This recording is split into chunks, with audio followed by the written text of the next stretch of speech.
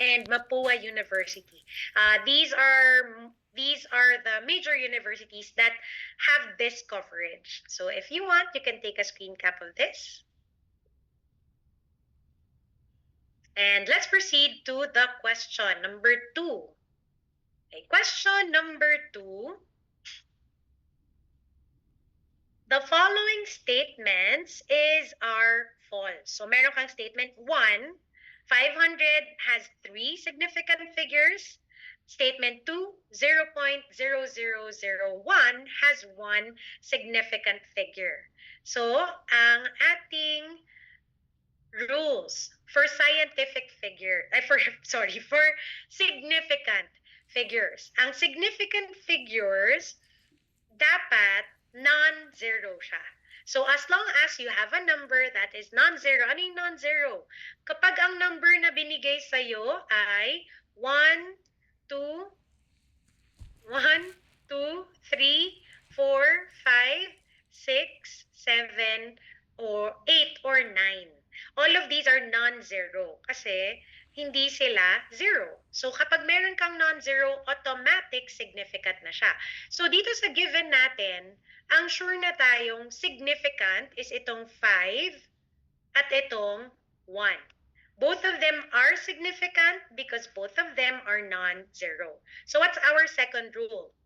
Ang second rule natin, zeros that are between significant figures are significant. So dito meron bang between significant figures? Wala, kasi wala pa tayong non-zero nakikita sa right. For 500, wala ring non-zero na nasa left. So let's look at the third rule. Final zeros in the decimal place are considered significant. So paano yun? Paano yung final zeros? Ang final zeros, they are zeros that are on the right side of your number. So dapat nasa rightmost yung 0. Ibig sabihin, nasa pinakadulo siya. Dulo. Yan. Tapos, nasa decimal place, so ibig sabihin, this should be after the decimal point. Meron bang ganito? Decimal point. Okay, so pag tingnan natin dito, do we have a final zero sa ating mga numbers? Ang final zero ko dito is after ng 500. These are final zeros. But are they in the decimal place? Hindi, kasi walang naunang decimal point. So they are not considered significant. Okay, ito namang mga nasa unahan na zeros, sila naman, so alam na natin, hindi sila final zeros. We already know that they are not final zeros. Pero, okay, sige. Mamaya, I'll answer your question. So, itong nasa unahan, kasi nasa unahan sila. So, sure na tayo, hindi siya final zeros. So, ibig sabihin, kahit na nasa decimal place to, since they are not in the final place of your rightmost of your digit, they are not considered significant. Okay, so I actually have a very good question from the chat. Sabi niya, what's a significant figure po? Never ko pa na-encounter yan. Okay, di ba? Okay, so kung hindi kayo naka-attend ng session today, hindi nyo na malalaman kung ano bang significant figure. Ano ba nga ba ang significant figure? Ang kailangan mo isipin sa significant figure, it's very similar to your significant other. Yan. Significant figure is like significant other. Kung ang significant other mo, siya yung pinaka-importanting tao para sa'yo. Yes. Siya yung pinaka-importanting tao para sa'yo. Ganito din ang significant figure. Ang significant figure, these are the digits that are most important in a given number. So, ibig sabihin, ang sigurado akong important dito sa 500 is yung 5. Kasi, non-zero siya. Hindi siya zero. Di totoo yan, charot. Ano ba yan? Yung mga reaction ng mga tao. Okay. Pwede rin po ba maging significant figure ang 0? Depending on the given. Like, pwede rin po ba maging significant ang 0 pag may underline po sa taas? Yun po kasi yung rule sa amin. This is also one very good question. Ang awesome nyo guys. Nakakatuwa kayo. Very participative. So, That is correct. There are actually some instances on when zero are significant, katulad nitong number 2 and rule number 2 and rule number 3. Kasi sabi sa rule number 2, zeros can be significant if they are between significant figures and if they are final zeros in the decimal place. Just like yung minention niya na kapag merong line sa ibabaw ng zero, it means it's the last zero. Tapos yung line, it means continuous siya forever. So that would be considered significant. Sakit na agad sa ulo, di ba? Totoo, ganito ang mga entrance exam. Ang goal niya talaga is hindi pataliin ang buhay natin. True. Okay. So, again, significant figures, these are the digits that are significant in a given number. Doon ako nagkakamali sa quizzes, but after some time, nakaka-perfect na sa quiz. Yes, ganun yung gusto natin. Tama yun. So, okay lang magkamali sa quiz, basta pagdating sa periodical, pagdating sa entrance test, perfect na natin. Alam na natin yung sasagot. Okay, so ano na nangyari sa question natin? Sabi niya, tinatanong pa rin niya kung ano yung significant. Ano yung true statement natin? Which of the false statement pala. So, ang 500 only has 3 significant figures. This is false kasi ilan lang ang significant figure for 500? Ang significant figure lang dito is 1. Tapos, sa 2, ang meron lang significant figure is 1. So, ibig sabihin, our true statement is statement 2. So, our false statement would be statement 1. So, gusto ko lang, since ang dami nag-comment about this topic, magbibigay na rin ako ng tanong sa inyo para sure ako na malilito pa kayo. Para meron kayong pag-isipan kapag iniwan ko sa inyo tong question na to. Okay. So, 500. Yan. Has 3 significant figure. Tapos sabi ng isa nating kasama sa class is, may mga zeros na nagiging significant naman. Hindi lahat puro non-zero. So, paano kapag lagyan ko siya ng 0, 0 class? How many significant figures do we have? 500.00 has how many significant figures? Yes, ang bilis sumagot ng mga guys natin. 1 pa rin po, meron nagsabi 2, meron nagsabi 3, pero parang hindi ko pa nakikita ang tamang sagot. Ha? Okay, paano yun? Ano yung magiging sagot natin dito? Ako talaga, wow, ay 5, yes, biglang nagbago yung mga sagot nila. Wala, ma'am. Okay. Sino ang significant para sa'yo? Ha? Biglang ganun yung tanong. Hindi, iba. Pag may decimal point, correct, it becomes different. Ba't naging 67? Saan ka? 6, 7 pala yan. Iba yung class. Iba yun. Wag nating isama dito yon. So, ilan yung significant figures? Okay. Follow natin yung rule, class, ha? All non-zero digits are considered significant. So, ibig sabihin, ang sure tayo na significant would be yung 5. Yung naunang 5. Yan. Tapos, sabi niya, zeros between significant figures are considered significant, pero wala pang in between, di ba? Pero sabi nung third rule, final zeros na nasa decimal point. So, it means itong dalawang to na nasa kanan would also be considered significant. So, ilan na yan? 1 sa una, 2 sa kanan. Pero, dito papasok yung second rule natin. Ano yung second rule natin? Ang second rule natin, all digits or all zeros between significant figures are also considered significant. So, ibig sabihin, itong nasa gitna na dalawa, magiging significant na rin sila. So, what does that mean? It means, if you're given a number na 500, all of these would be considered significant, correct? Ang dami na nagbigay ng tamang sagot. Correct. Will the recording of this class po ay isisend? Hindi po siya isisend. Sabi ko na 5, o diba? Ang galing mo. Buti na lang. So, yun, we have 5 significant figures na. Para dito sa number natin, meron din kaming shortcut para dito. Pero, syempre, doon na natin sa review class i-discuss. So, you can take a screen cap of this. Okay. So class, ang gusto kong sabihin dito, pag nagsusulat kayo ng value for money, nagde-deposit ka, nagwi-withdraw ka, it's important that you include 0.00 dun sa figure para significant lahat. Sure tayo na exact na 500 pesos ang deposit mo, 500 pesos ang withdraw mo.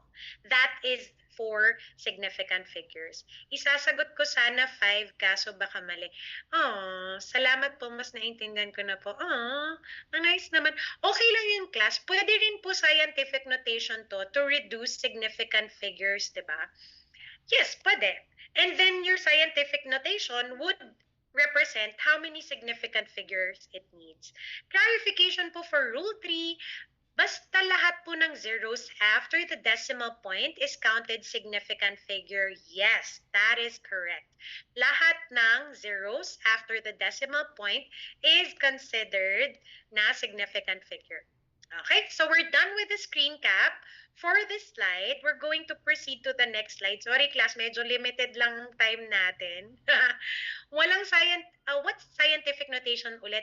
Ang scientific notation, i-discuss ko siya ang scientific notation is a number that has a power of 10.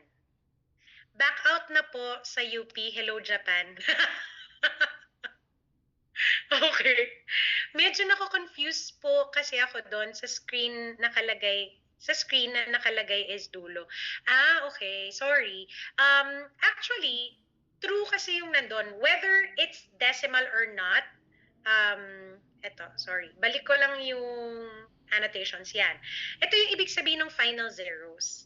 Yung ninote ko dito, final zeros, ibig sabihin nasa rightmost sa dulo.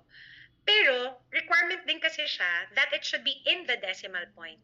So, if it's a 0 in the decimal point, it would be significant. If it's not in the decimal point or decimal place, it won't be considered significant. Bakit di po significant yung nasa right ng decimal sa 2? Yung nasa left, you mean? Yung nasa wala pa sa college pero ang sakit na sa ulo. Oh, sorry guys. Yan. Kasi hindi in between non-zero numbers. Correct. May nagsagot na classmate natin. Bakit hindi siya significant? Kasi these are what you call placeholders. Ang placeholders, they only move your number to become bigger or smaller, but they don't actually give value para dun sa number natin. Okay? 8 times 10 to the power of n. Yun po ba yung scientific notation? Ito yung may message niya. Yung 8 times 10 to the power of n, yan. Ito yung tinatawag nating scientific notation. Kapag meron kang exponent na 10. Okay, yes po. And this is also applicable po sa final answer, like sa physics, kailangan accurate na significant. Yes, that is correct. Totoo yun. Basahin niyo class yung mga nasa chat. Very helpful. Left, positive integer. Right, negative integer. Yes, that's correct. Para sa exponent naman yon. Nagte-take me ng physics as grade 10. Oh, galing niya, guys. Nag-physics na siya as grade 10 students. Where A is a number. Okay, so this is for the scientific notation. So that's a different topic. Pero again, scientific notation appears in the entrance exam. So I hope you'll be able to prepare for that. So let's proceed, class. Sorry.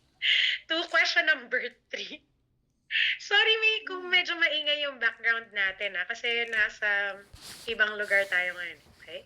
Let's proceed to question number 3. Ito naman yung topic natin. Baka gusto nyo rin ito malaman. Earth science. Hindi po maingay. Thank you. Akala ko lang kasi ako na medyo maingay siya for. Okay, so question number 3 naman is about earth science. First 2 question is general science. Question number 3 is earth science. It's understanding the earth's motion, basics ng light and shadow. Most of these appears in the University of the Philippines, Ateneo de Manila University, Polytechnic University, and if you'll be taking the DOST scholarship exam.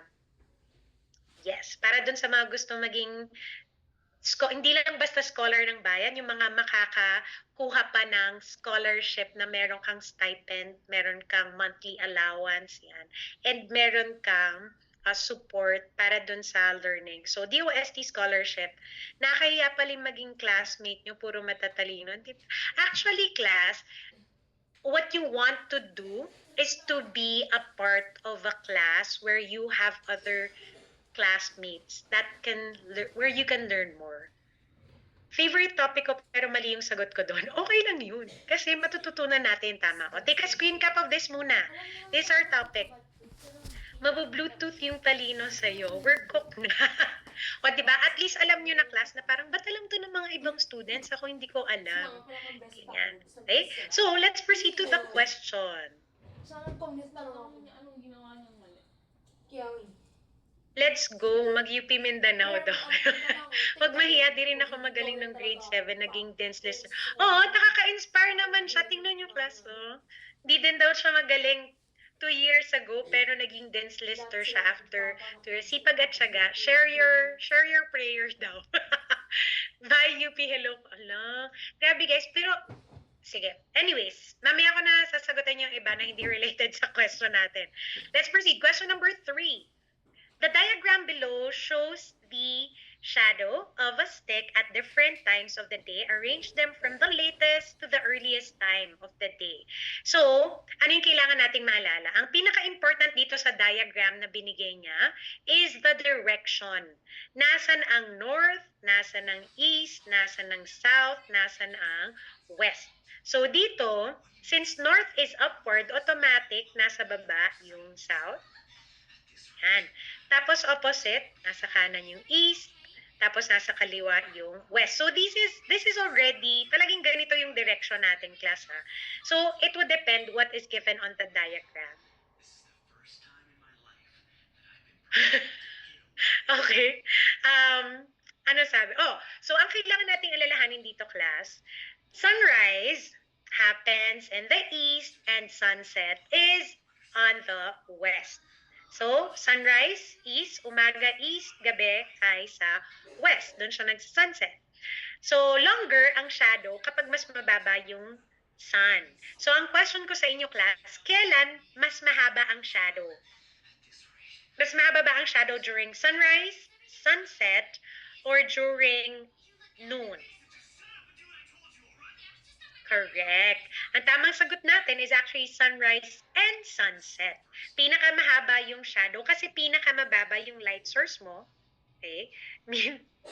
Pinakamababa yung light source mo, which is the sun.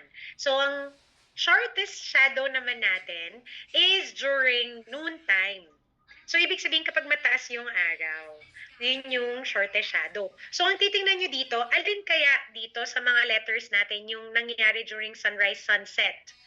Yung pinakamahabang shadow natin is for letter B and letter C. Kasi yun yung mga mahaba. So, ngayon ang kailangan mong isipin, alin dito yung nangyari nung gabi? Hello. Yan, alin dito yung nangyari ng gabi? Ang nangyari dito ng gabi ay, nasan yung araw? Nasa east or nasa west? Yung nangyari dito, sa shadow C is sunrise, shadow B is sunset. Correct. Kasi yung araw nasa east siya, so yung shadow niya mapupunta sa C. Tapos, kapag naman yung araw nasa west, yung shadow niya mapupunta sa B. So, it means, from latest, yung hiningi sa atin ng question, to earliest, sunset happens at B. Tapos, mangyayari yung A, which is nearer to the noon. Tapos, D, noon din. And then, C, sunrise. So, no upcut required, UP Mindanao. Salamat. Grabe, class, I don't want you to be discouraged sa pag-take ng entrance test when just by attending this class. Kasi, ang goal natin is to make sure that, to show everyone that the entrance exam, hindi siya madali. Pero it's something that you can actually prepare for. Yun na. Siyempre, hindi naman lahat ng bagay na maganda, lahat ng bagay na gusto mong makuha sa life mo, madali mong makukuha. Malalaman mo na worth it ang isang bagay kasi alam mo, pinaghirapan mo siya. Di ba ganon? Tama yun. So, Sasablay din, ano, sasablay rin sa UP guys, Tiwala. Madali lang, set time lang kalaban. True.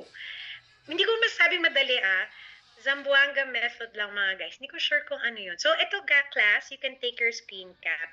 Walang mahirap sa may pangarap. That is true. Okay. Kaya vote for good governance. Wow! Okay, proceed tayo sa question number 4. Sorry class, nag-extend na tayo. Okay, question number 4. Biology naman ang coverage natin. Please take your screen cap if you want to take note of this. Biology, all things that are beautiful are difficult. Mag-draft na lang sa World War. Huwag naman. CDAB po ba if earliest to latest? Yes, yung opposite ng answer natin kanina. Thank you. So ito yung coverage. Para sa question number 4, biology, foundational concept for genetics, heredity, molecular biology. This is covered in the top 4 universities, which is UP, Ateneo, LaSalle, and UST. Okay, if you need the screen cap of this slide, you can take it. Okay. Mali yung pagkakabasa sa question. Yun din yung isa sa mga ginagawa nila sa entrance test. They do that parang to trick us to answer the question wrong. Okay. Di pa tapos lahat ng question, wag po sana. After 9:30, end na po ba kahit di pa tapos? I think meron tayong coverage. Depende sa mga lectures natin. Our lectures are very flexible with that. So, let's try. Kaya, try natin maging efficient, guys. Sorry, kasalanan ko yun. So, question number 4. In dogs, black fur is dominant over white fur. If a homozygous dominant is crossed with a heterozygote, what is the % chance that the offspring will have white fur? So, ito ginagamitin natin to ng Punnett square. Para masagutan mo to, una, you have to know how to write homozygous dominant. Homo means same. So it means dapat, favorite topic to ng, especially if you'll be taking up med. Okay, ano yung itsura? Anong dapat meron sa letters natin? Correct. Table yan, ma'am. Yes, that is correct. Homozygous dominant, 2 capital B's. So this is how we represent that. How about heterozygous? Hetero means different. Correct. Yung nagpakita ng cross dyan, yan. Heterozygote means you have 1 dominant, which is the capital letter, and 1 recessive, which is the small letter. So kapag i-cross natin siya, meron tayo sa table natin, 2 dominant from 1 parent and isang dominant, isang recessive from the other parent. So, ang tinatanong niya, ano daw yung chance na magiging white fur sila? Paano mo makikita yon? White fur dapat, ano yung kalalabasan niya? White fur, pwede ba siyang white fur kapag 2 capital B? No, kasi magiging black yung fur niya dito. Kapag isang capital B at isang small b, yung dominant and recessive, it's still black. So, ang clue mo, 0, correct? Kasi dapat wala siyang dominant allele. Yan. So, our answer here would be letter A. We'll know more about this when you enroll for the entrance test. That's correct. 0 white, 100% black, 0% white. So, please take your screen cap. Parang daling-dali kayo sa topic na to. Parang ito yung kayang-kaya nyong gawin on your own. Okay, so most of the entrance exams have this coverage. That's a good thing. So, let's proceed to question number 5. Yellow, ma'am, wala. Wala. Mali yung, okay. Grade 8 topic daw to for others. Question number 5. Biology pa rin siya, pero it's about cells. Ano yung may coverage nito? Tingnan nyo class, ang daming entrance test.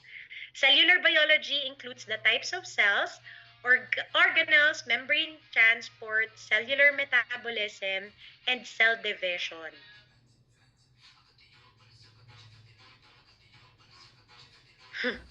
Meron kang UP, Ateneo, UST, LaSalle, PUP, FEU, LPU. So, lahat ng to covers this topic. So, let's look at the question.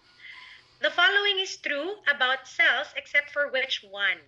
All types of cells in our body contain 46 chromosomes. Ilang chromosomes ang meron tayo? 46. Tama. Except for our sex cell, which only has 23 chromosomes. So letter A ang sagot. Cells arise. Huwag niyo na siyang awayin, class. Gusto lang daw niya magmahal. So yun, mag-focus tayo, class. Focus. Cells arise from pre-existing cells. That's true. This is one of the cell theory statements reproduced by dividing. Not all of the cells in the body divide via meiosis. That's correct. Kasi yung iba, pwede rin via mitosis. And mitosis produces two cells. Meron silang identical genetic features. So, this is for mitosis kasi dapat identical siya sa parents because it produces our body cell. Hindi, okay lang yun. Okay lang yun. Manageable, manageable. Please take your screen cap, class, for question number 6. Pinapa-remind daw ng ating host na kung medyo hindi siya related sa ating review class, kung kaya nating maging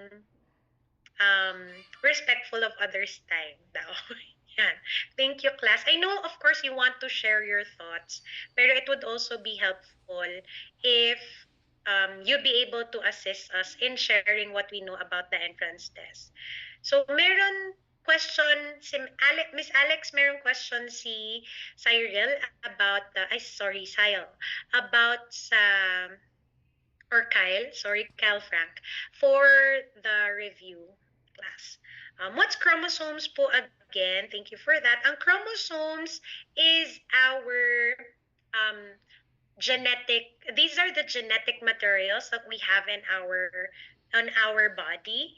Tapos, pwede natin siyang i-pass on through our next generation. Pero, dito mo malalaman kung sino, parang ano yung mga characteristics na meron ka. So, that's correct. These are the inherited traits that you have. It's connected in your chromosomes. Ang difference po ng meiosis sa mitosis is they produce different types of cells. Okay. So let's proceed to the next slide, which is question number 6. Last two questions na tayo, class. Thank you for your patience. So question number 6, it's about chemistry, balancing equation, mole concept, Avogadro's number, mole-to-mole ratio, and limiting reagent. So major universities that have similar questions, UP, Mapua, UST LaSalle, and also if you'll be taking the DOST scholarship. So class, hindi ko mine-mention dito yung ibang mga entrance tests or universities, not because they don't have these questions, but because we focus on the major exams. If nakapag-prepare ka for the exam of the major universities, then it means you'll be able to cover the test for other universities na relatively smaller. So let's proceed to the next question, number 6. A chemical reaction requires 2 moles of compound A and 1 mole of compound B in order to produce 3 moles of compound C. If 3 grams of B is made to react with an excess amount of A, many moles of C will be how many moles of C will be produced? So, ito yung given sa atin, class. Grams of B, ang tinatanong sa'yo, how many moles of C will be produced? Binigyan din tayo ng molar mass. So this would be the equation that we'll be using. Okay, saan to manggagaling? This would come from the given. Tapos yung given natin, siya yung magde-determine, syempre, kung ilan yung mapoproduce. So start with your given 3 grams of B. Tapos, ang next na gagamitin mo, lalagyan ko siya ng notes, class, ha? Molar mass of B. Okay? Bakit molar mass of B? Kasi, ang tinitingnan natin dito, I want to be able to convert this to become a value that is given dun sa choices. Okay? So, mamaya i-explain ko pa yan. Next is the molar mass of C. And yung last, siya na yung makakapagbigay sa atin ng moles of C. So this is your answer. Yan. So, paano natin ito makukuha? How would I know what to multiply and ano yung format niya? Ang magiging format niya would depend on what you need to keep and what you need to cancel. So, hindi natin kailangan yung grams of B. So, ika-cancel natin siya. Kaya siya yung nandito sa denominator. So, saan galing tong 9 na to? Itong 9 grams of B to 1 mole of B, galing siya dito sa ating given. Okay, so ibig sabihin, itong 9 grams of B, given lang siya. Correct yan. Awesome. Tapos ito rin, 3 moles of C is to 1 mole of B. Saan naman to galing? Ito galing siya sa ating equation na minention niya kanina. If you have 3 moles of C, galing dito sa 1 mole of B. Yun yung chemical reaction natin. So, sorry, this is not the molar mass of C. This is the molar ratio of C to B. Yan. Thank you. Buti na chinek natin siya. So, ngayon, bakit yun yung next na nilagay natin? Para ma-cancel natin yung moles of B at makuha yung final answer na moles of C. Tapos, i-multiply na lang natin lahat ng kailangan. So, 3 times 1 times 3 is 9 divided by 9, magiging 1 mole.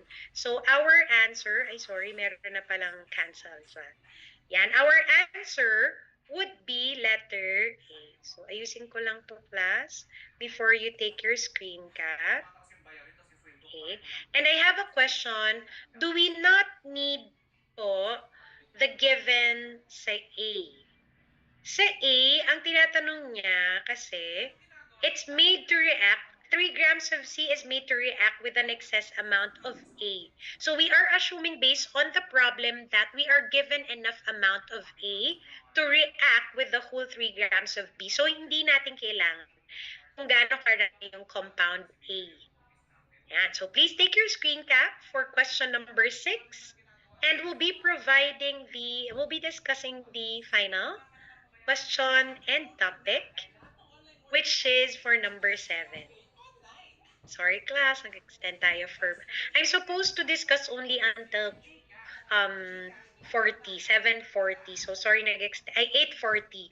So nag-extend na tayo 4 minutes. Sorry about that. So question number 7. Physics. So it means may physics din sa entrance test natin. Interpreting slopes of position time and velocity time graphs and determining motion by the analysis of graph shapes. So saan to included? UP, UST, LaSalle, Ateneo, and Mapua. So most of the entrance exams that has a very good Bachelor of Science that is related to not only physics parang basta science na major. That would be an important factor here. So you can take your screen cap for this slide if you need it.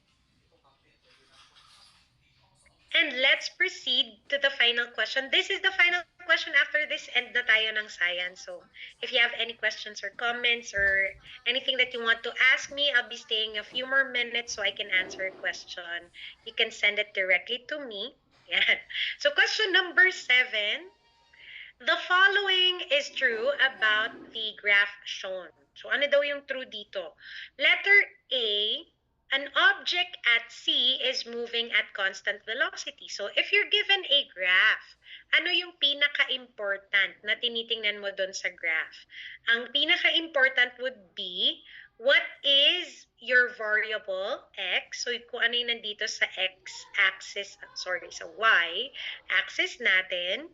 And kailangan alam mo rin kung ano yung nasa x-axis mo. In this case, time and position. So meron kang time, meron ka ring position. Tapos ang gusto nating malaman is, we just want to be able to interpret this information. Okay. Sabi niya, all of these topics is na-discuss sa amin ng grade 11 STEM student.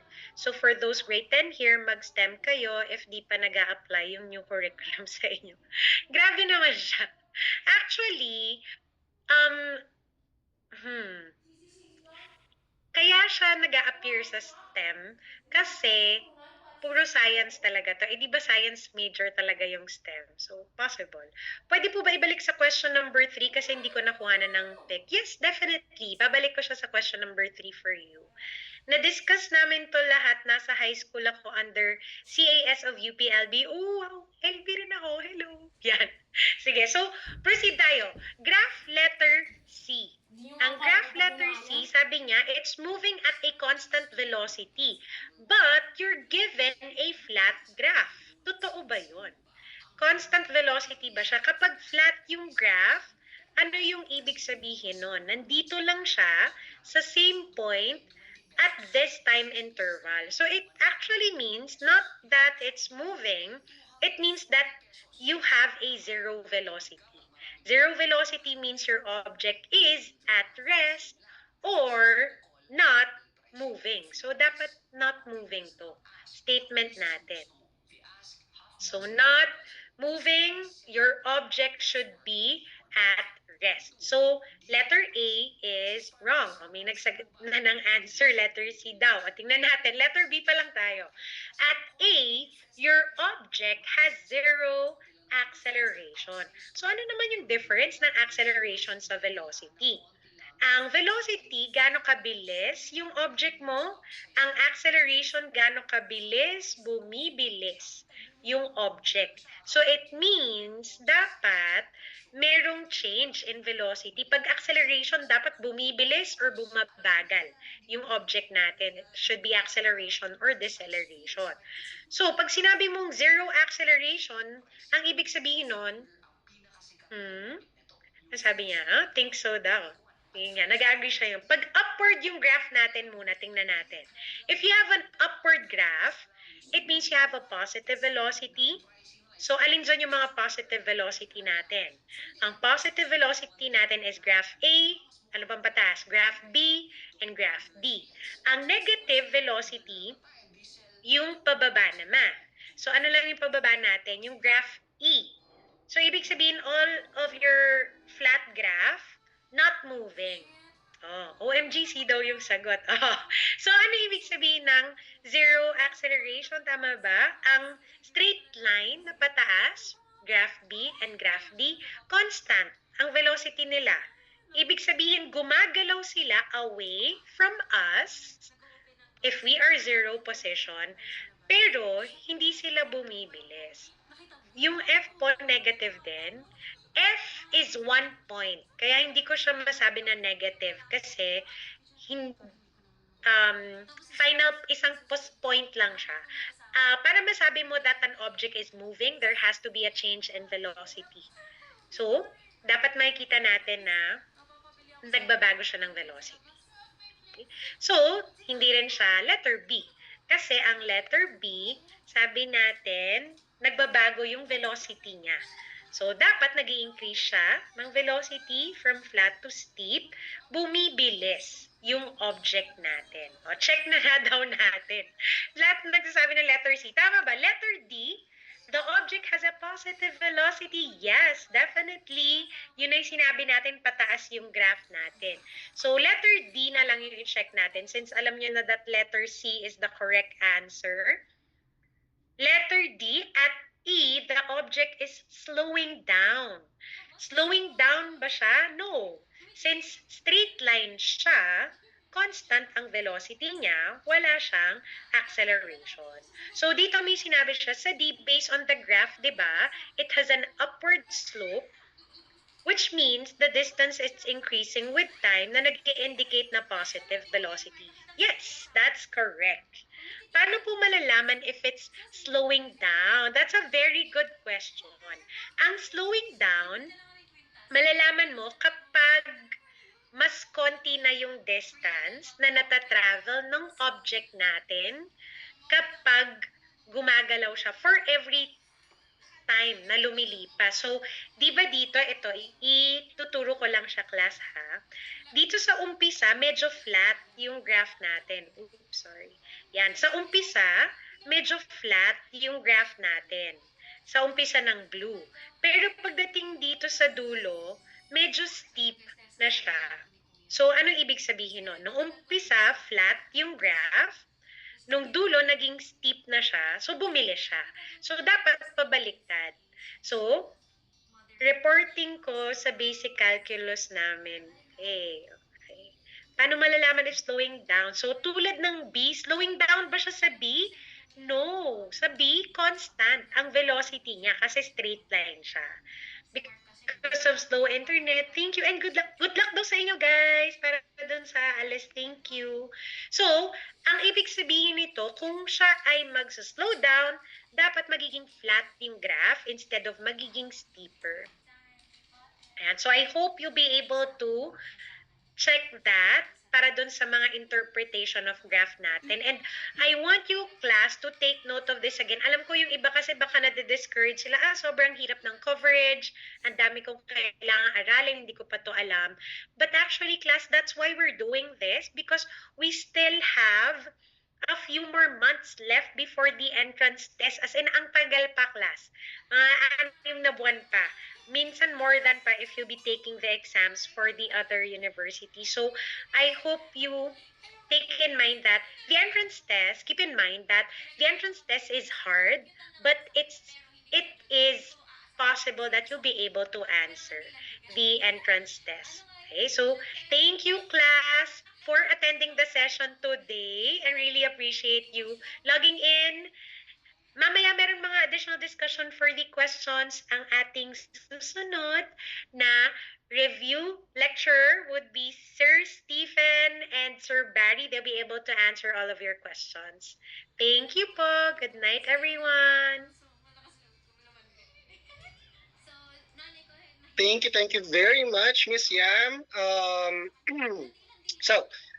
Yes, ako nga pala si Stephen Tan. You can call me Sir Steve. I'll be taking over for the next part ng ating discussion, which is going to be your language proficiency and reading comprehension. Okay. Just a bit of background about myself. Okay, I also have studied in UP Los Baños, just like Miss Yam, although I am a year ahead of her. I also took up BS Applied Physics. So here in Uplink, I have been working for a very long time. And if Miss Yam is the one of the experts for yung science natin, I am more of a generalist. Okay, so my area of expertise is more on all of them.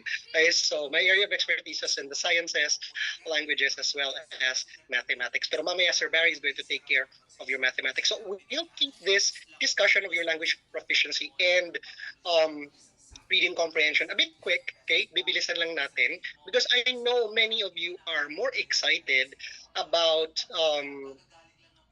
math, okay? All right, so as for where you would find the questions na makikita ninyo dito sa sample questions natin, you will be finding them in any entrance exam.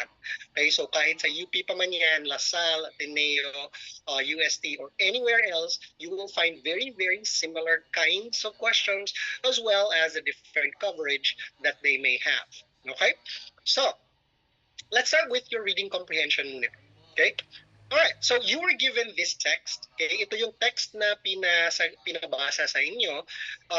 You are supposed to read this first before you answer the questions. Pero our general advice would always be to read the questions first bago ninyo basahin yung text. Okay, para alam ninyo kung ano yung hinahanap ninyo dun sa text. Especially if the given selection is very, very long, which is usually going to be the case pagdating sa inyo Ateneo and UP na entrance exams.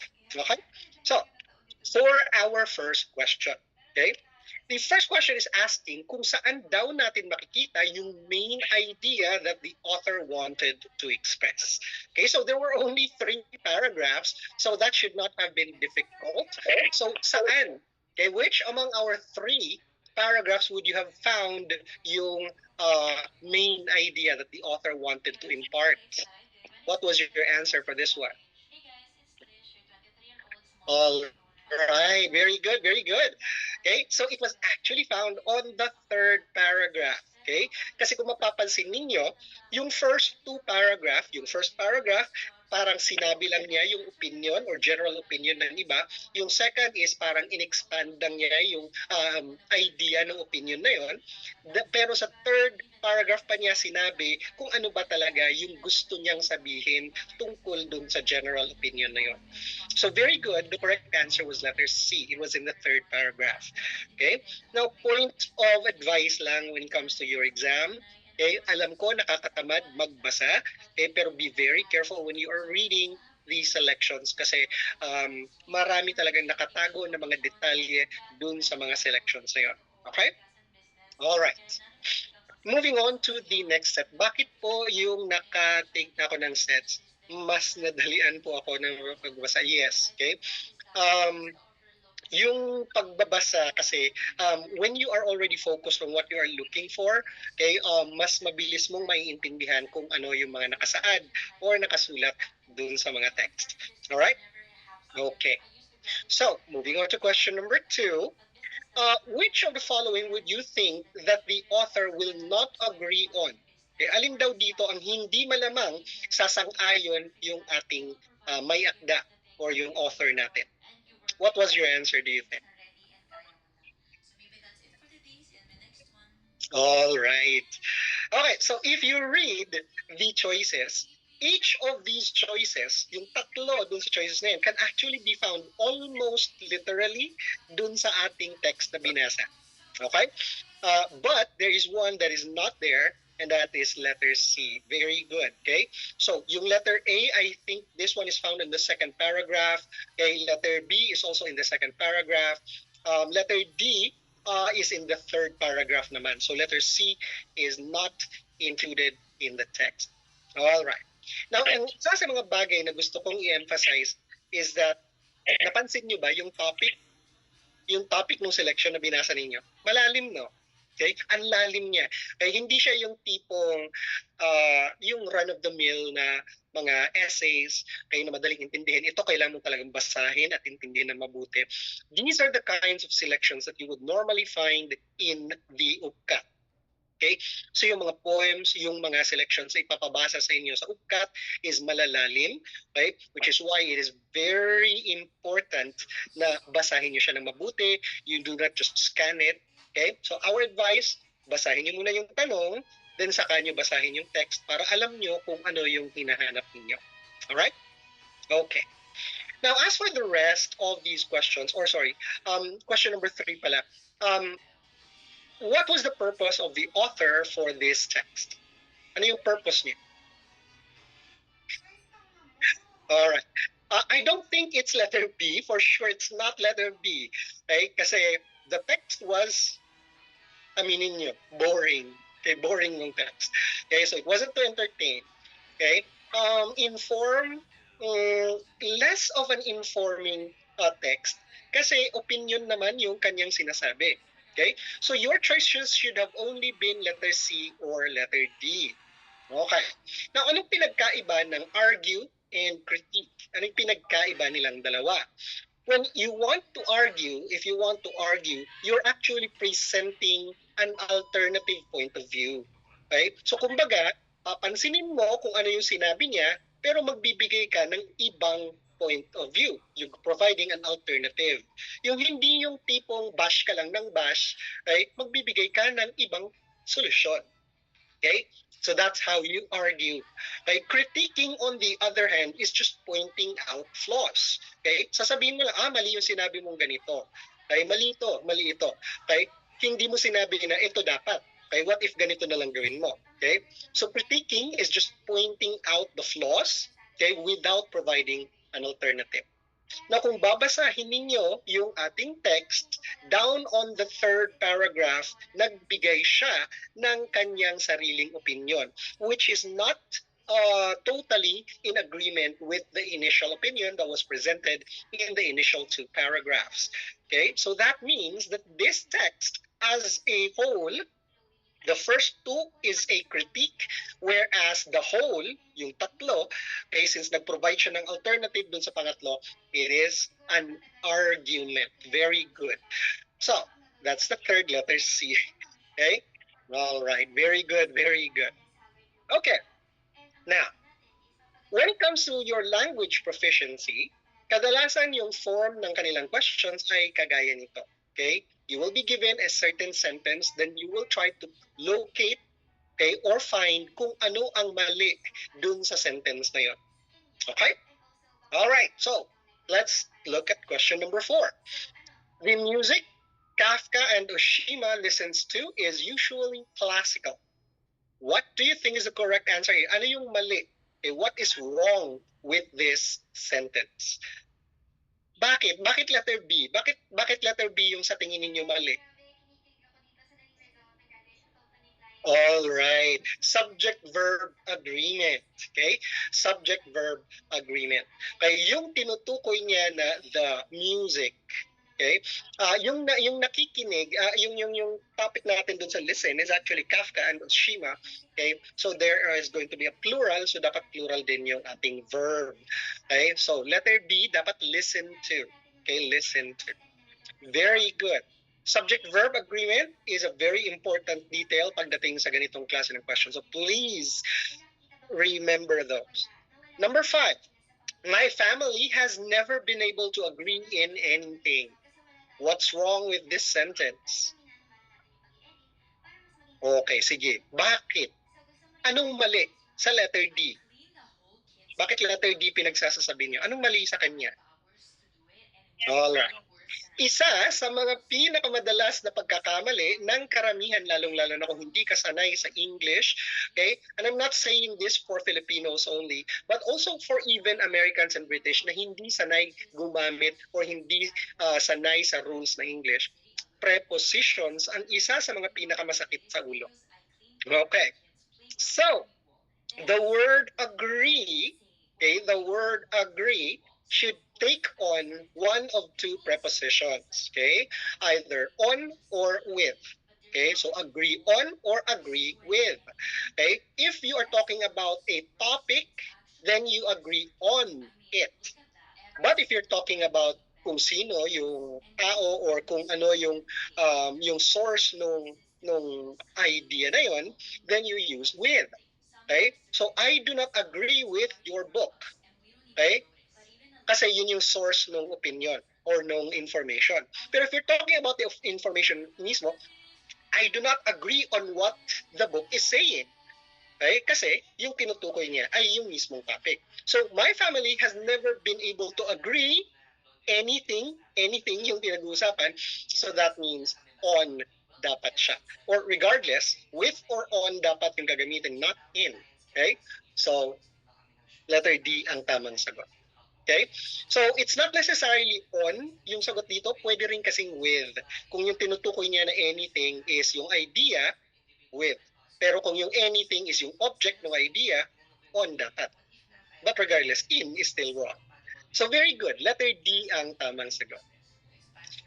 Now, when it comes to your upkat, okay, isa sa mga point of contention ng karamihan is the Filipino portion. Okay, maraming nahihirapan sa Filipino, which is ironic considering that many of those who are taking the upkat are Filipinos. Okay, so please, please, please do not take the Filipino language for granted.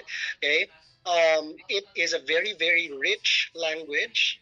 Okay, and it is actually a very emotional and relational language. Marami kayong matututunan or pwedeng matutunan na pwedeng ika-proud ninyo tungkol sa Filipino. Okay? But anyway, number 6, lahat ay sang-ayon sa pasya ni Regina bukod sa kanyang ina. Ano ang mali sa pangungusap na ito? Bakit letter C? Very good. Okay. So yung bukod sa means that aside from. Aside from. Ibig sabihin, yung kanyang ina ay kasama sa mga sumasang-ayon. Okay? So kapag sinabi mong bukod sa'yo, may iba pang sumasang-ayon. Bukod sa nanay niya, may iba pang sumasang-ayon. Okay? Pero yung sense ng question na to, bakit mo pa kailangan sabihin? Bakit mo pa kailangan ihiwalay yung nanay niya? So the sense would be that yung nanay niya is in opposition to the decision or yung pasya ni Regina. Okay? So, dapat ang sagot dyan ay maliban sa kanyang ina. Very good. So again, letter C is the correct answer. All right. Very good, very good. Number 7. Paypayan mo ng paypayan upang hindi mamatay yung baga. Ano ang mali dito? Okay. Sige, bakit? Bakit letter B ang sabi ninyo? You know what? I'm actually impressed that many of you did not pick letter A. Isa sa mga pinaka-common na pagkakamali ng kahit mga Pilipino is yung difference ng nang na mahiksi at yung nang na mahaba. Okay? So that means since wala sa inyo pumili ng letter A, we're good to go with that. Okay? Alright, so bakit letter D ang napili ninyong sagot? Very good. Okay?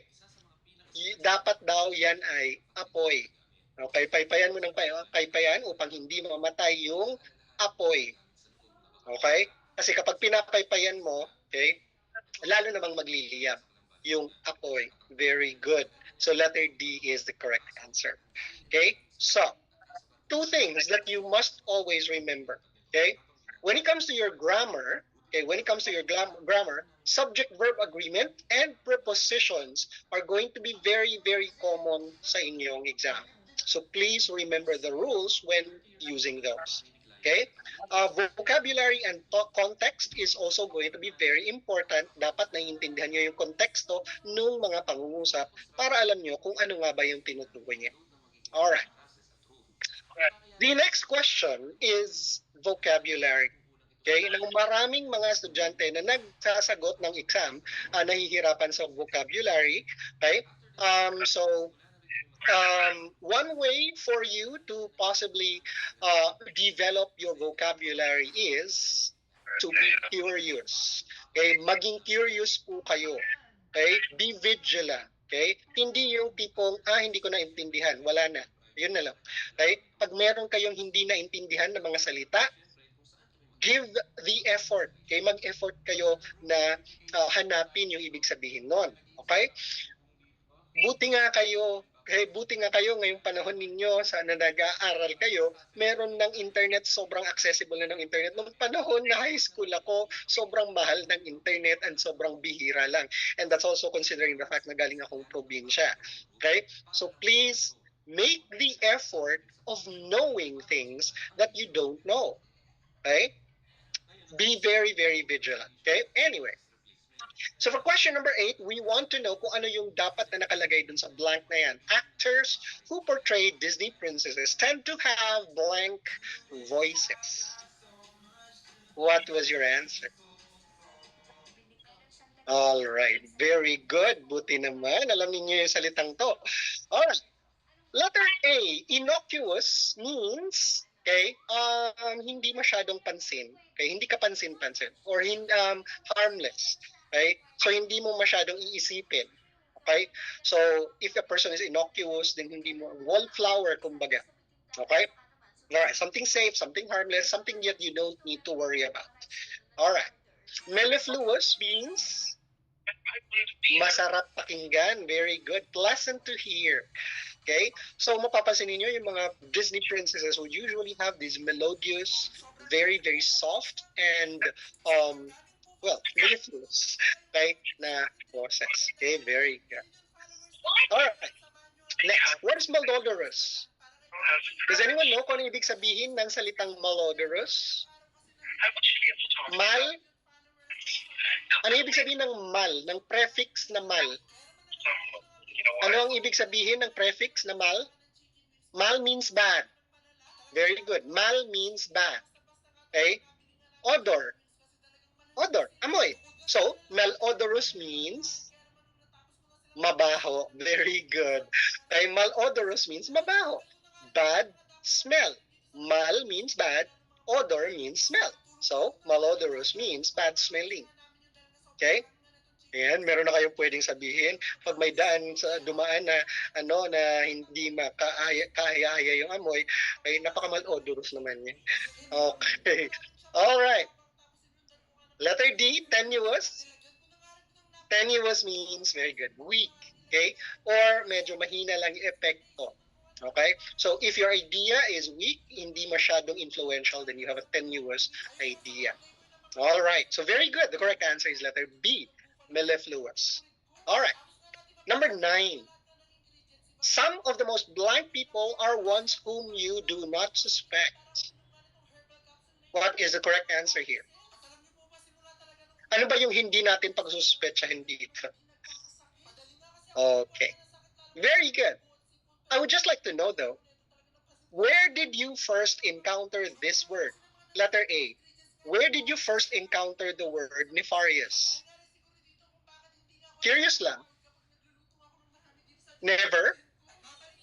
I doubt that. Duda ko pag sinabi niyong never niyo pang na-encounter yan. Duda ko. Alam niyo kung bakit? Naaalala niyo ba kung ano ang pangalan nung yung assistant ni Gru? Yung assistant ni Gru, yung naka-moped. Yes, ang pangalan niya was Dr. Nefario. Okay? Alright, so nefarious means evil. Okay, ano naman ang ibig sabihin ng ubiquitous? Okay. Very good. Something na nakikita mo everywhere. Okay? Ubiquitous. So if for example, yung mukha niya nakikita mo na lang kung saan-saan, then that person can be considered as ubiquitous. Alright? Okay. Ambiguous? I do not doubt that you already know this. What's raucous? How about letter D? Anyone? Raucous means kaguluhan. Very good. Kaguluhan, disturbance, commotion. Pero usually, raucous is used to describe a chaotic event. Okay, isang pangyayari. Okay, so halimbawa, nagkakagulo yung mga estudyante, mag-ingay sila. Okay, that would be a raucous. Very good. Alright, so the correct answer, of course, is letter A. Very good, very good. Okay? Now, marami nagsasabi na isa sa mga magandang paraan para ma-develop yung inyong vocabulary would be magbasa ng magbasa. Pero alam ko naman na nakakatamad ang pagbabasa. Pero, here's the thing. If you say, for example, just once a week, kahit once a week lang naman, manood kayo or magbasa kayo ng something educational sa YouTube, okay? Or magbasa kayo ng libro or dyaryo, okay? That would be a good source of vocabulary, okay? So, make the effort. Okay? Effective po ba ang flashcards sa vocabulary? Effective naman siya. However, I find that method a little bit forced. Kumbaga parang fino-force feed mo yung sarili mo ng mga bagay. Okay? It would still be better if you make the acquisition of your knowledge a bit more organic, ika nga. Okay? Mas maganda kung organic yung paraan para ng pagkuha nyo or pagkalap ninyo ng education. Okay? So, halimbawa may napanood kayo na palabas. Okay? May narinig kayo ng word na hindi nyo maintindihan, then search nyo siya sa internet. Okay? Ano ang mga madadalas na palabas na magandang panoorin, na maraming vocabulary na pwede nyo matutunan? Any shows or any series or any movie na may kinalaman sa mga abogado, mga lawyers. Okay? So, Suits, The Good Lawyer, tama ba yan? Yung sa Korean, okay? Or even yung mga shows na may kinalaman sa mga doktor or medicine. Okay? Marami naman marami kayong pwedeng pagpilian. Okay? All right. Number 10. The judge blanked the accused for speaking of lawyers. Okay? The judge blanked the accused for the lack of evidence.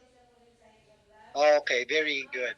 The word exonerated is specifically used in the context of law and justice.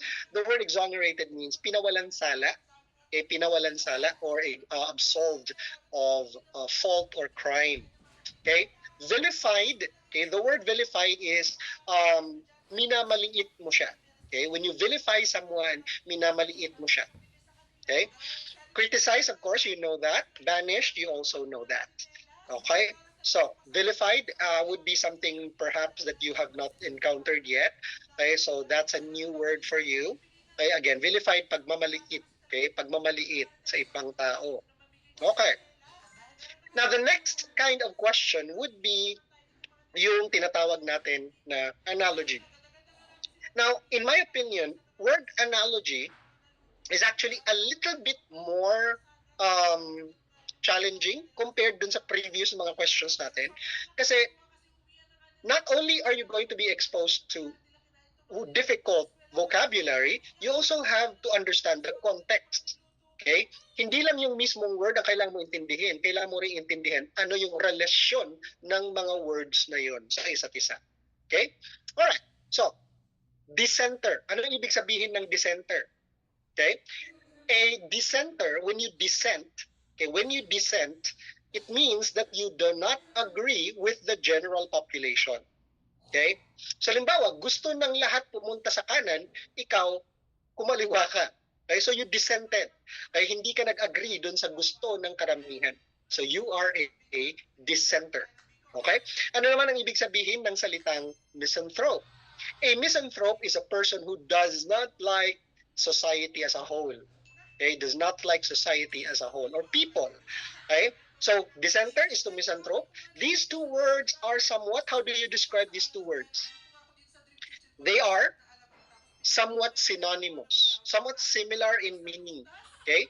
Alright, so, unscrupulous. Ano ibig sabihin ng salita? Unscrupulous. Okay? Un means without. So, yung word na without. Scruple, okay, the word scruple, okay, the word scruple means morals. Okay? So, unscrupulous means walang moral. Okay? Walang moral. Okay? It's a little bit different in meaning to the word immoral. Okay? Unscrupulous means wala ka talagang sense of morality. It doesn't mean that you are bad. You just don't have that sense of morality. Okay? Alright, so, which one do you think is the correct answer here? Very good. Whenever you see the prefix IL, pag nakita ninyo yung prefix na IL, it means bad. It means something bad. Okay? So, illicit means to cause something bad to happen. Okay? To cause something bad to happen. Or illicit, something that is wrong. Something that is not moral. Okay? Illicit, yung letter E naman, means to cause something. Okay? So, illicit, yung IL, okay? IL means illicit affair, okay? Something hindi maganda. Okay? Pero illicit, letter E yung simula, means to cause something. Okay? Illicit laughter, illicit applause. Okay? So, that would be not necessarily good or bad. So, you just cause something. Okay? So, the correct answer here, of course, is letter A. Letter A. Alright. Last but not the least. Maghunos, magpalit. Okay? Sinipi, blank. Ano ang ibig sabihin ng salitang maghunos? Saan nyo narinig yan? Saan nyo narinig yung salitang maghunos? Usually, no, may kasama siyang isa pang word. Maghunos dili. Very good. May maghunos dili ka. Okay, ano ibig sabihin ng maghunos? Okay, maghunos means magtanggal. Okay, magtanggal. Okay? Pwedeng magtanggal ng damit, magtanggal ng sombrero. Pag maghunos dili means tanggalin mo yan sa isipan mo. Okay? Tanggalin mo yung iniisip mo. So pag sinabi maghunos dili ka nga, huwag mong isipin yan. Tanggalin mo yung iniisip mo. Okay? So, maghunos means magtanggal. Okay? Anong kinalaman niya sa magpalit? It's quite similar. Kapag nagtatanggal ka ng damit, kapag kailangan mong magpalit, nagtatanggal ka ng damit. Okay? So, they have similar meaning. Ano naman ang ibig sabihin ng sinipi? By the way, yung salitang sinipi comes from the root word sipi. Okay, sipi means listahan. Okay? Sipi means listahan. So kapag sinipi means nilista. Okay? Pero ang salitang sinipi would usually mean something na kinopya mo. Kinopya mo, but it has to be specific. Hindi mo lang siya basta-basta kinopya na pinicturan mo. Dapat siya ay kinopya mo by writing it down. Sinusulat mo siya. Okay? So, sinipi means ginaya mo siya in terms of writing it down. Okay? So, the correct answer, of course, is letter A. Okay? Letter A. Okay. Now, kanina, before ko ipasa kay Sir Barry yung ating topic, I would just like to point out, meron sa inyo kanina na nagtanong, bakit daw naging significant yung zero sa dulo when Miss Yam gave you the following example. Okay? Do you understand kung bakit naging significant itong 0 na to? So guys, let me ask you this. Do you know kung ano ang synonym ng salitang significant? Alam niyo ba? Yes, ano? Ano ang synonym ng significant? Important. Very good. Okay, so itong 0 daw na to, important. Sir, bakit naging important yan? Kasi sinulat mo siya. Okay? Kailangan ba itong 0 na to? Yes or no? Para masabi mong 500, kailangan mo ba yung 0 na to? Hindi. Kasi 500, pwede mong isulat ng ganito. Kahit wala yung 0 na yan, 500 pa rin. Do you understand? So itong 0 na to, hindi siya kailangan dyan. Hindi siya kailangan. Pero the fact na sinulat mo pa rin, kahit hindi mo naman siya kailangan dyan, makes it significant. Do you understand? Okay? So bakit important or significant yung isang 0 na nasa dulong-dulo ng decimal place? Is because hindi siya kailangan dyan. Pero dahil sinulat mo pa rin, means importante siya para sa'yo. Naintindihan niyo? Alright. Pabalik sa last slide. You mean this slide. Okay? Alright. So, Sir Barry is going to take over for what's your tip po para sa amin para malaman ang meaning ng kahit anong word sa choices? Try to learn as many prefixes and suffixes as you can. Okay? Yung mga prefix na anti, auto, tele, okay? Kasi yun yung mga klase ng mga words usually na kailangan ninyo maintindihan. Words that are made up of prefixes and suffixes. Okay? Alright. So Sir Barry is going to take over for your mathematics. I know you're more excited for that. Okay, but I, on the other hand, will be seeing you again, hopefully, when you take a review. I will also be taking care of your mathematics. But like I said, I am a generalist. Sir Barry, you take it away. Good evening, guys. Hello. Sana may patience pa kayo, no? Don't worry, this is going to be very, very quick, no? Let's start. So, etong ideas natin, no? First, ang UPCAT may 4 na choices. And I'm very, very sure that no, the answer would be among the choices. Hindi pwedeng wala sa choices. Okay, so ayun. Ngayon, may tanong ako sa inyo, guys. I have one very specific question. Una, nasa sala ka.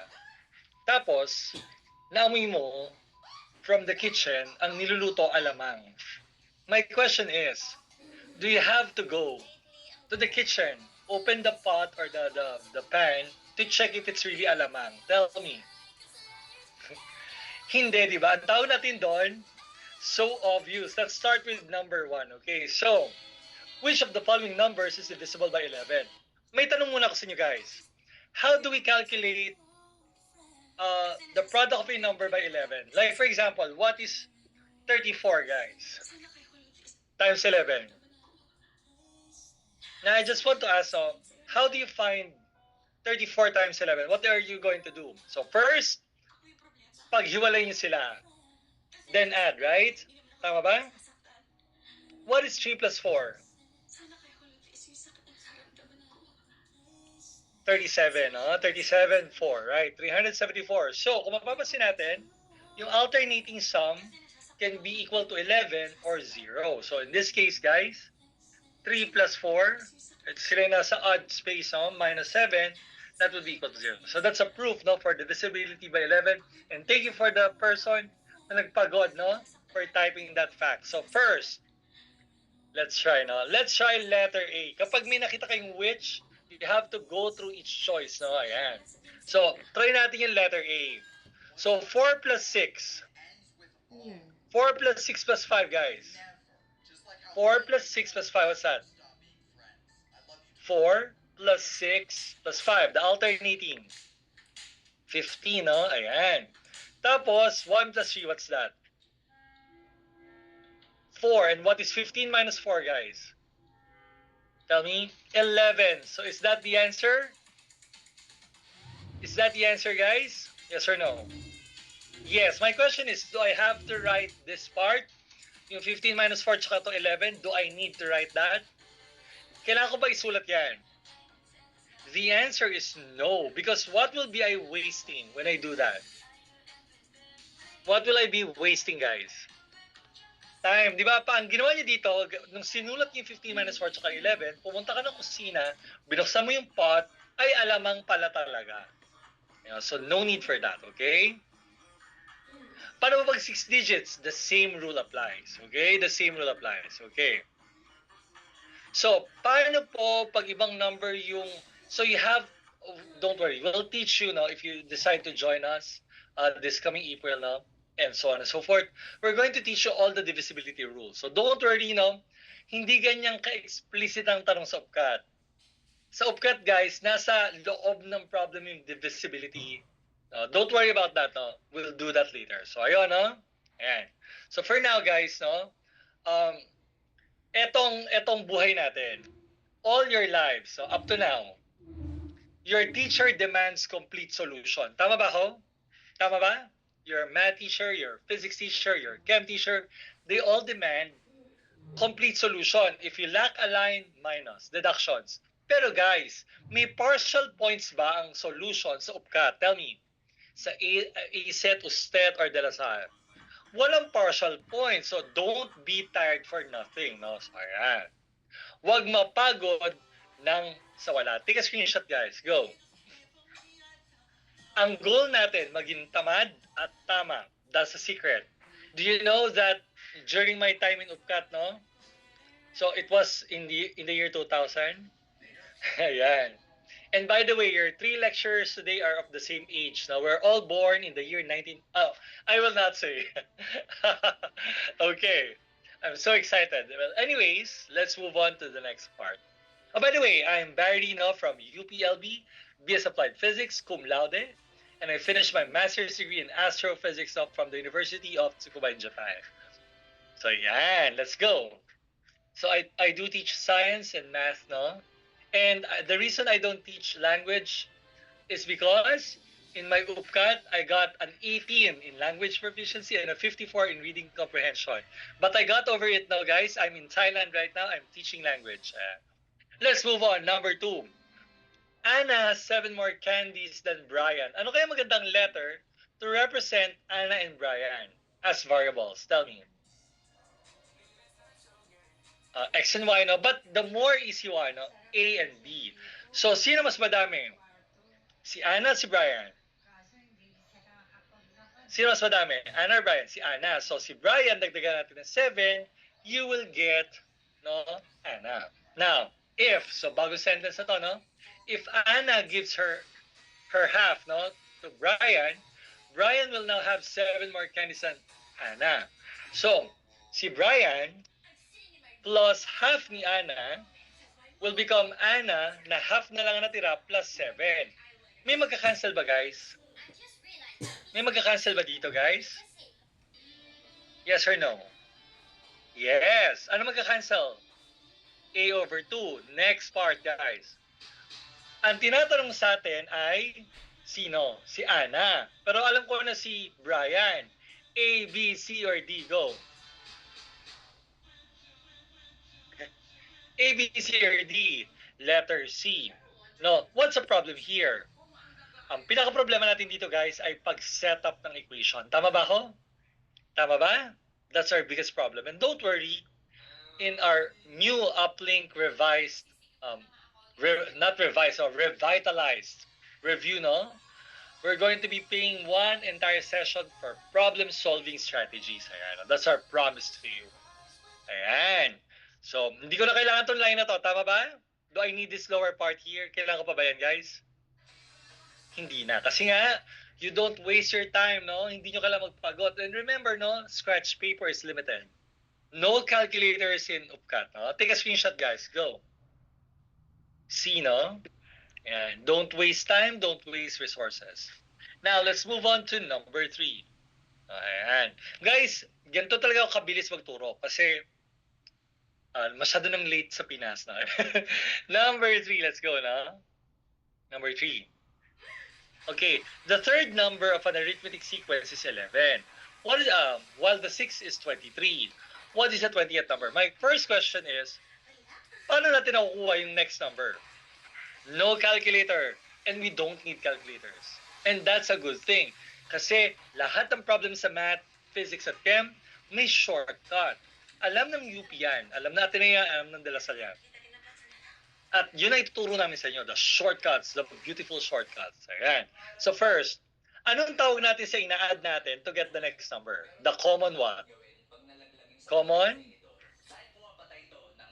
Common what?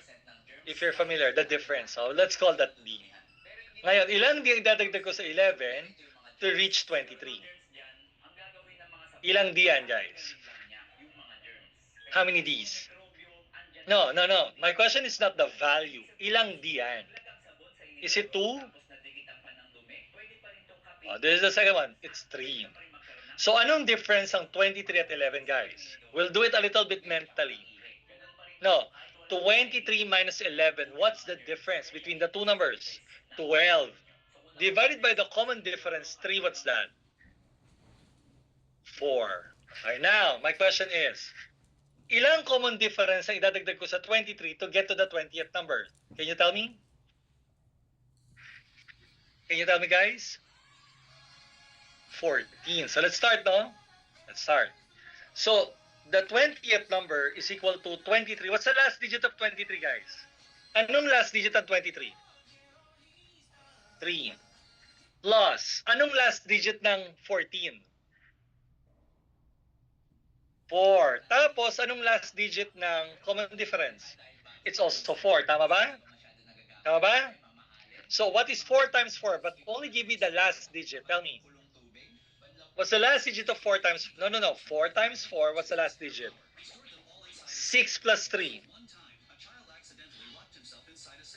9. Now, tell me the letter of the correct answer, A, B, C, or D.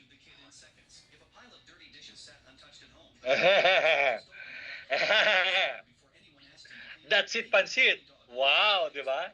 Bakit, guys? Why did we do that? Kasi all the choices have different ending digits. Tama ba? And addition is very sensitive to the last digit. Right. So why do I know that? Because mathematics is clearly the science of patterns. Okay? Hindi natin kailangan dumaan dyan. Take a screenshot, guys. Okay? Yun po. Alright, take a screenshot, guys. 4 more to go na mabilisan tayo, promise. Okay, number 4. Let's start. In an RPG session, a rogue character must pass a stealth check by getting at least a 10 in a roll of 2 6-sided dice in order to successfully unlock a chest. What is the probability that the character will pass a check? So, remember this. In mathematics, thank you so much. In mathematics, when we count, we don't add. We multiply. For example, sa isang room, what's that? Mayroong 6 rows. Yan ang technique, guys. And by the way, now, since I am in Thailand, I'm purely an online teacher. But don't worry, yan. So, kunwari lang, inside the room, there are 6 rows of chairs in 5 columns. Ilan lahat ang chairs, guys? Is it 11 or 30? So it's currently day 2 of turning my bedroom into Hannah Montana's closet. Let's get cooking. Okay, where were we? So today's goal is to get all of this into here. There is a question muna. Wait lang, I'll go back to you. For number 3 po, hindi po ba efficient gamitin yung A sub n? Ano siya, mahaba. Kasi hindi mo alam yung first term. You don't know A sub 1, right? That's why we don't use that, okay? So we use practical logic to solve problems. Yun ang gagawin natin, okay? So, 30, di ba? Hindi naman 11. So, we multiply. So, ilan ang outcome ng isang dice? Tell me. How many outcomes? Ng isang dice? 6. Now, ilan ang outcome ng isa pang dice? 6. Ilan ang total outcomes? Oh, do we add or do we multiply? We multiply. So, 6 times 6, 36. Ayan. Ngayon, pag sinabi natin at least 10, guys, ano yung dalawang numbers when we add is equal to 10? Or more? Tell me. Give me numbers that will, from the dice, that will give me a sum of of what they call this? Of 36. I mean, sum of 10. So we have 5, 5. We have 4, 6. And then we have 6, 4. For 11, guys, ano yung mga numbers? For 11, you have 5, 6, and 6, 5, right? Ayan. Now, for 12, what's the sum? 6, 6. Ilan natin, guys? How many? How many events is that? Anim. And 6 over 36 is what letter? A, B, C, or D? Go. Letter C, 1 over 6. So guys, no, don't worry. We'll teach you a more short technique. That is enumeration, and that's one of the most dangerous thing in the world. No? Ang enumeration, ang pinakadelikadong gagawin nyo when it comes to probability because you tend to forget some detail. No? Remember, no? The devil, no? The devil is in the detail. Take a screenshot, guys. And no, I'm not impressing you. No? I'm just making you realize what's practical. No? Math is not a subject to be scared of. It's a subject that you want to say after your entrance examination, yun na yun. Yun na yun. Like, literal, yun na yun.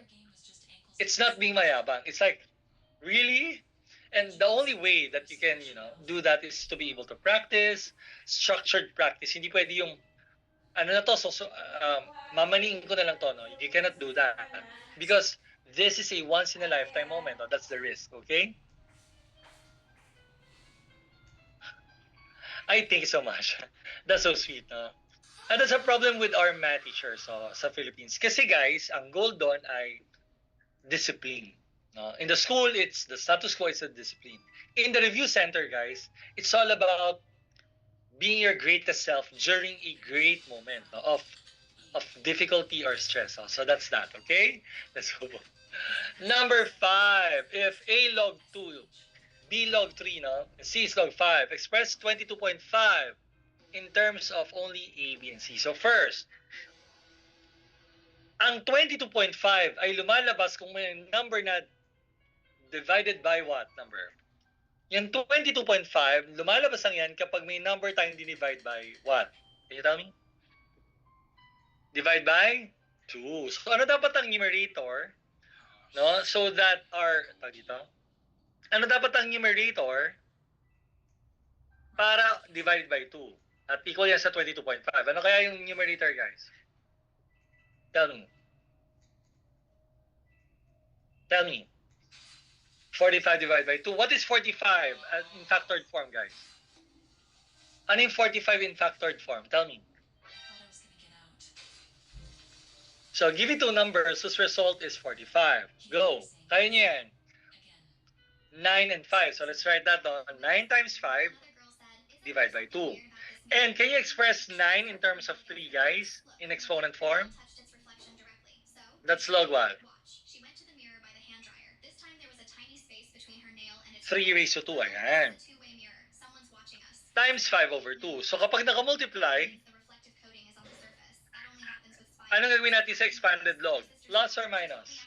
Pag nakamultiply, addition. So meron kang log 3 squared plus log 5 tapos minus ano? Minus yung denominator, which is log 2. Okay, ano bang value ng log 2, guys? Anong value nitong log 2? Anong variable siya? Tell me. No, log 2. Tingin doon sa question. If A is equal to log 2. So, meron kang minus A. Isang choice lang may minus A, guys. A, B, C, or D. Anong choice ang may minus A? Tapos na ba laban? Tapos na ba ang gyera? Nauna tayong matapos kaysa sa United States of America. Di ba? That's a good thing. So, take a screenshot, guys. Wait lang. Take a screenshot. Kailan ba natin tapusin pa? Do we need to finish? No need to finish. Ayan. Here in UPCAT, no, you don't need to finish. By the way, guys, during my time, no, year 2000, there were 60 questions for math. I finished it in under 15 minutes. And I got 99 in math. No? Ayan. Yabang ko lang, no? 99 sa math tsaka sa science. Pero 18 sa language proficiency. 54 sa reading comprehension. Ayan, o, diba? But you don't want that to happen. Ayan. Babasbasan ko kayo. Huwag kayo mag-alala. Pasok mo na ka ng uplink. Number 6, guys. A circle is defined by the function x squared plus y squared plus 4x minus 6y minus 3 is equal to 0. Which of the following statements is true? So first, isulat natin yan sa center radius form. So first, sinong ka-partner? Lipat natin ha. So meron kang x squared. Sino ka-partner ni x? Squared. 4x. Okay, game. Tapos, hiwalay ko lang ng konti, plus y squared. Ano ka-partner ng y squared? Minus 6y. Okay? So, ayan. Is equal to, lipat natin yung negative 3. Pag nilipat mo negative 3 sa kabila, ano nang itsura niya? 3. Okay, let's start. 4 divided by 2. 4 divided by 2. 2. So, meron kang x plus 2 squared. 2 squared, ano yan? Ano yung 2 squared, guys? 4. So, 3 plus 4. Ready? Next. Negative 6 over 2. Negative 6 over 2. Di ba yung partner ng y? Negative 3. So, y minus 3 na agad yan. Squared. Tapos, 3 squared. What's that? Plus 9. Okay. Question. Ready? Ano ang additive inverse ng positive 2?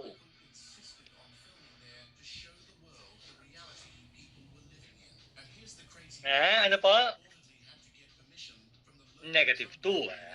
So, ang center nasa negative 2. Anong additive inverse ng negative 3? Positive 3. Ayan. Tapos, ano po yung 3 plus 4 plus 9? 3 plus 4 plus 9. Ano yan? 16. Anong square na 16? 4. Take a screenshot. Anong sagot? A, B, C, or D? Anong sagot, guys? Meron na tayong sagot. Ayan. Letter D. Ayan. Don't worry, no? You'll get the hang of it, no? So, ngayon kasi medyo compressed yung time natin. But anyways, ayan, no? Don't worry, no? Don't worry, no? Right now, syempre magkakamali tayo. We recognize that kasi hindi pa tayo informed sa mga techniques. But later on, no, you will be so ready, okay? So don't worry about that. And worrying is like, like making light of yourself is like not a good thing to happen. Ayan. Tatandaan nyo guys, discipline ang school. Ako hindi discipline. Tamad, pero tama. Ayan. Ayan. May kasama pang motivational talk. Ayan. Easy, panis. Ayan. And you don't need to suffer. No? We don't want to suffer. Okay, last question, number 7. What is the area of the given trapezoid? Okay, first, no? Hindi natin magamit ang 1/2 base, 1/2 height times b1, b2 kasi like kulang tayo sa information. So first, hatiin natin yung figure, no? So naglagay ako dito ng line. So how many shapes do I have? How many shapes do I have? 3, di ba? 3. Pero dalawang triangle na parehas, tama ba? Dalawang triangle na parehas, tapos what do we call that? Dalawang triangle na parehas, tapos isang rectangle. So anyways, if this is 60, what is this angle? What is this angle, guys? 30, tama. So this is 30. Ngayon, ang opposite ng 30 ay eto, no? Sa baba ng 60. Wait lang, guys, ha? At yun daw ay half ng 24. So what is half of 24? What is half of 24, guys? 12. Ayan. Now, yung katabi ng 30, that should be 12 square root of 3. Kompleto na tayo, right? Ngayon, pag pinagsama ko yung dalawang triangle, anong shape yun, guys? Anong shape yun? Tell me. Anong shape yun, guys? Pag pinagsama ko yung dalawang triangle into one shape, what do we call that? What do you form? Is it a square? It's actually a rectangle, no? To be safe, no? So what is the area of a rectangle? Tell me. What is the area of a rectangle? Length times width. So, one of the lengths is 12. Let me just write 2. Tama? And the other side is also 2. Tama ba? The height is 2. The length is 2. The height is 2. Hindi ko nasama yung square root of 3 kasi lahat sila may square root of 3. Plus, etong main triangle, ano ang kanyang width? 24. So, anong last digit ng 4? The 24 rather? What's the last digit of 4? Tell me. 4. Tapos, yung kanyang height na 12 square root of 3, ano last digit ng? 12 square root of 3, yung walang square root Hindi natin yung isama kasi lahat ng choice may square root of 3. So, anong last digit ng 24? And then ng 12. Ayun, so it's going to be 2. Ready na tayo na? We're ready now. Now, let's go. 2 times 2.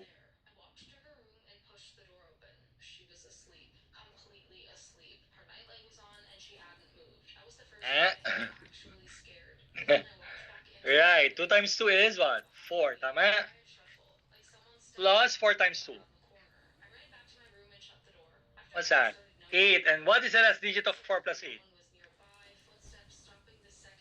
2. What's the answer? A, B, C, or D? Correct. Letter A. That's it, Pansit. O, diba? Siguro na naninibago kayo no, na ang tamad. Parang gawaing tamad. Hindi ako yan. And really, no, it's not me also, no? But this is not your typical class, right? This is all about our techniques, no? That we will transfer into you, no? So that maipagyabang namin kayo sa aming mga flyers. Take a screenshot, guys. That's it, Pansit. I solved it in one line. Okay, so yun lang po. And we'll have more fun if you do decide to join us. Miss Anna, please, can you please like show them? Now, take a screenshot now. Can you please, Miss Alex pala. Miss Alex, can you please show them what UPCAT is all about? I'm just going to talk about it very, very quickly before I let you all go. No? I'm very sorry for the delay time. No? Ayan. Ayan. Miss Alex, are you ready? Can you, like, I'll stop share now. Yeah. Go. So guys, ang UPCAT has 4 subtests, no? Reading comprehension, language proficiency, math, and science. Tapos, this is a ranking test, no? Totoo, this is a ranking test. So, ibig sabihin ng ranking test, halimbawa, ang math ay over 60. Ang highest ikaw, ang score mo 29 over 60. You will get 99 as your official score because you're top 1. Do you understand? Do you understand? It eliminates the bias of a difficult test. Ulit, for example, math, over 60. Ikaw ang highest, buong Philippines, so 29 over 60. You will get 99 because you're rank 1. It's percentile ranking score. So, kung score ko ay 28, malapit ako sa 29. My score is about 96, 95. And UPCAT is right minus wrong. Ibig sabihin na right minus wrong, mali. Right minus 1/4 wrong. So, lahat ng hinulaan mo will be punished. So, we will eliminate all the possibility that you will guess. And if you're going to guess, we're going to teach you how to examineer. Ibig sabihin, examineering, we're developing techniques na you make an intelligent guess. Ayan. So, kahit hindi mo talaga alam yung nangyari, you can guess correctly. So, that's it, no, for UPCAT. So, ang walang sagot is no deduction.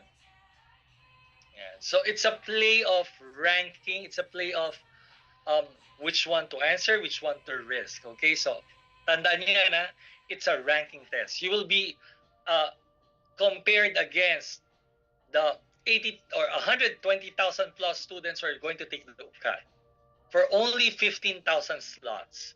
So that's the risk, no? So that I was talking about. So if my questions here, guys, this is now the time, no? Is Sir Steve still around? Like po, it's like 90. No, not really 90% logic. Syempre my concept, no, my skills, no. And don't worry, no, we'll cover all the bases. Ayan. So if you have any question, guys, I do appreciate all the students who stayed, no? So you have advantage. Sige, guys, I can still answer your questions. So it depends. It depends. It depends on the problem. So for example, if it's taking you too long to answer a question, is it worth it? Ayan. Kasi if you took too long in one question, you're risking losing the opportunity to answer the easy questions at the back. And usually that's the case. So now, Miss Zarina says that you should answer all. No? Kasi the risk of not answering is actually also bad. No? But we'll talk about probabilities later na, so don't worry. Yan. So ano yung best advice? Oh? No. Unanswered questions are not deducted. No, they are not wrong. They're just blank. Ayun. Ayan. Ayun. So ayan So we'll teach you techniques how to solve fast, how to answer fast, all that. No. So ayan. Any questions, guys? Bago tayo mag-end, no? Thank you for staying late, no? And I hope it's worth it, no? Hula lang, sir. Wait lang, what's that? Meron pa po bang free review session? Like next week, but it's still the same material, no? Ayun. Meron po bang free recorded? Yeah, it will be uploaded in the Facebook group. Ayun. Is it better to leave a difficult question unanswered? So here's the thing. Answer all the easy ones first. And if you have extra time, answer them later. Now, number 2. Once the time for the test is done, you cannot go back. Kitang-kita ng proctors that yung direction ng page turning. Ayan. Ayan. Sir, wala po ako sa F2F, guys. No? I'm only online. Nasa Thailand ako. I'm working here. No? I teach at a provincial high school, no? Ayan, government school here. Ayan po. Ayan. May clock po ba sa exams? Yeah, there's a clock. No? In terms of choosing campuses po, okay po ba if UPD first choice? Then usually, guys, so we pair UPD with a lower quota course, so lower quota university like UPD and UPLB. You don't combine UPD and UP Manila because they're like the top tier. Although all UPs are equal. I know. Does GWA especially matter if quota course? If it's a quota course, everything matters. Lahat ng gagamitin nilang metric, no? Metric. Ayan, nasagot naman ni Miss Alex. Lahat ng pwedeng gamitin metric, gagamitin nila pag quota course. Like your grades in grade 10 and grade 11, they will use that. They will also compare your financial status, tax history, the joke. I mean, they will compare everything that they can use, no? Academically, no? For you. Saan ka nag-aaral, that will be used for or against you. So, if it's a quota course, guys, expect everything to be measured. Yeah. Is it good to see all the questions before answering? I would not suggest that, especially if it's like language. No? I don't suggest that. If it's mathematics, if you see all of the questions agad, it will create panic. Parang, ito geometry, ito probability, ito algebra, ito synthetic division. It's going to be crazy. Pero pag napansin mo per question that this is difficult, move on. Balikan mo na lang later. Sir, can you suggest effective review strategies po? That's sobrang dami, guys. I don't have time. But if you join us, we'll have so much time to talk about. No? Ang strength. Not really, no? Because UPCAT is not strength design. So, hindi naman matter yung strength. But it matters if you're planning to take like BS Math and you're like UPS. Tapos medyo weak yung math background natin. So that matters. Ito gamit ko. If it doesn't know the answer, is it okay to leave blank? Okay, so let's not answer that today, no? You will see later, on the mathematical point of view, what's best to do. It's a case to case. So I don't want to make general statements about it. But as you go along the way, guys, you'll feel it, no? You'll see it, no? And we don't want to think about the negative thing. Ang goal natin will answer everything. We'll get a perfect score. And that will be number 1. So that's our goal, okay? If solo student po ba is magkakasama po sa isang group. Oh, by the way, guys, if it's online, you can choose anong schedule. Kahit na kayo magkakagrupo. Okay? Pwede ka sumama sa ibang group to get a discount. Ayan. Pwede po bang mag-message sa every page ng uplink? Kasi, ayan po. Ayan, guys, no?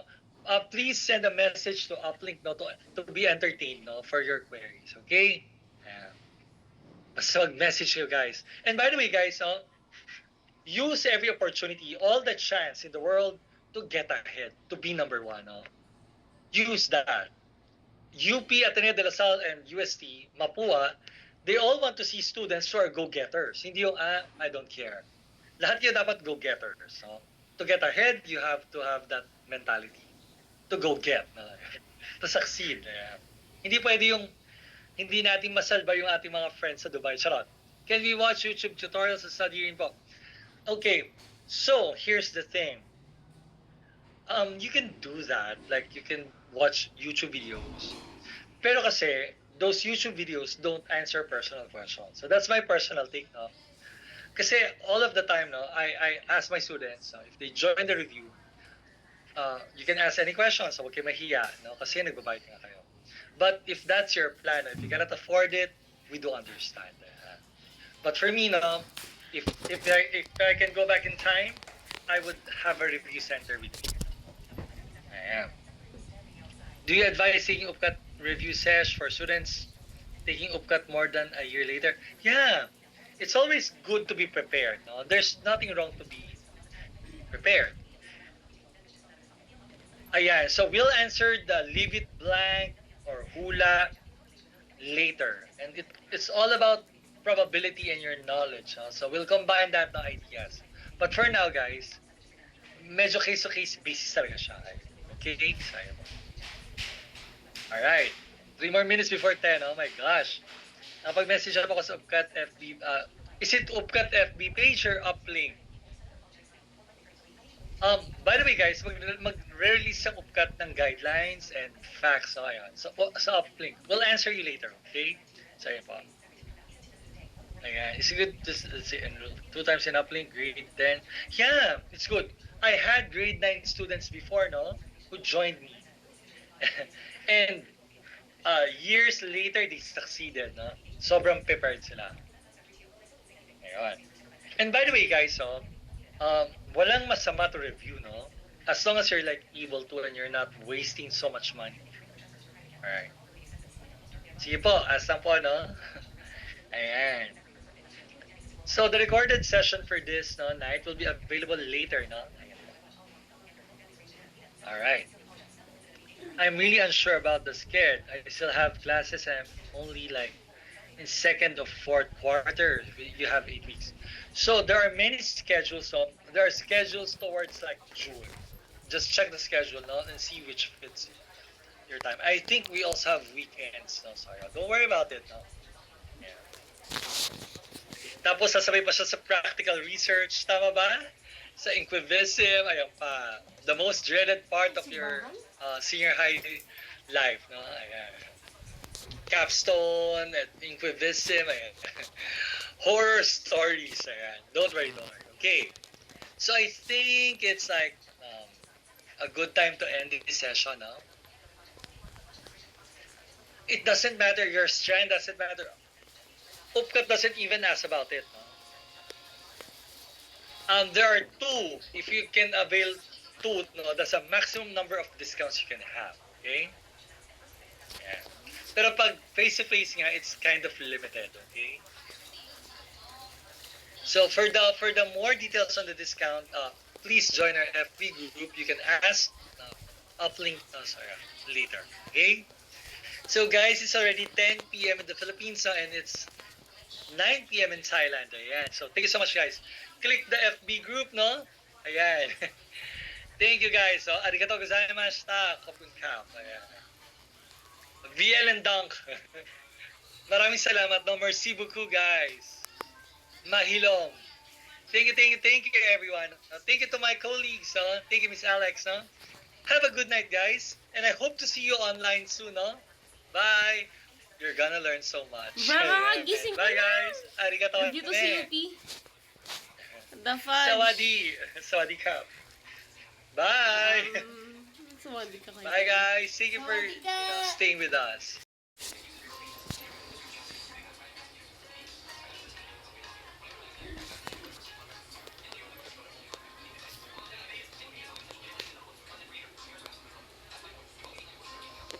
Len, nandun si UP. Pwede na, Len.